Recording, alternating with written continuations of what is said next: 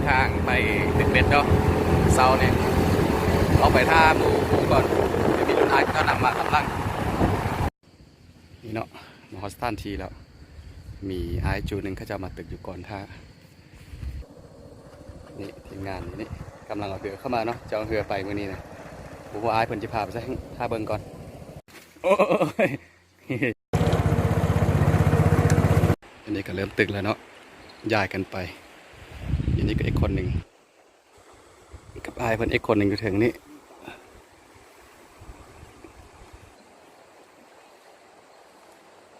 ลองเยอะไหมเบิ่งอีได้บ่มาฮอดบ่ทันฮอดชั่วโมงเถอะก็ฝนก็ตกแล้วเบิ่งว่าสิมีปลาบ่มื้อนี้ม่านบ่อีกกลุ่มหนึ่งก็อยู่ทางเทิงเนาะเอาเหือขึ้นเทิงจะได้กระตอนช่วยแล้วเนาะ1:30แล้วนี่ได้ปลา2-3ตัวอย่าใจเบิ่งแม่นว่านี่เป็นฝีมือของอายเขาเจ้าได้บ่แม่นของเฮาเถื่อ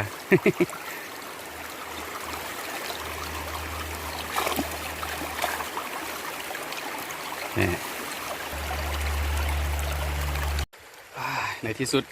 ฮอตตะแรงกับไข่แตกตึกตอนเช้ามาดิเริ่มป่ากินเบ็ดแล้วมันมืออยู่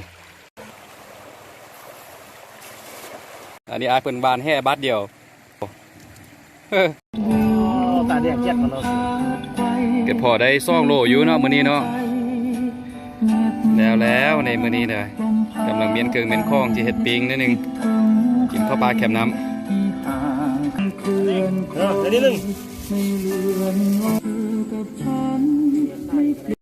ด้วยหรอป่านี่ตึกอยู่นำปลาไหลทีมงานไปใส่ตึกแล้วเราผ่านข้าวปลาลงเรือบางทีกินข้าวนิดนึงอีปิงนิดนึง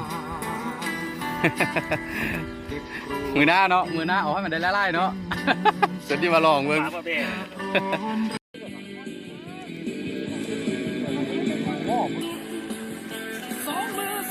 เริ่มแล้วได้หนึ่งแล้วเราก็ปิงกินแคมน้ำกินข้าวกินน้ำได้หนึ่งเดี๋ยวสุดหน้าเที่ยวหน้าคลิปหน้าเนาะจะมาเฮ็ดให้เบิ่งอีกเราจะไปใส่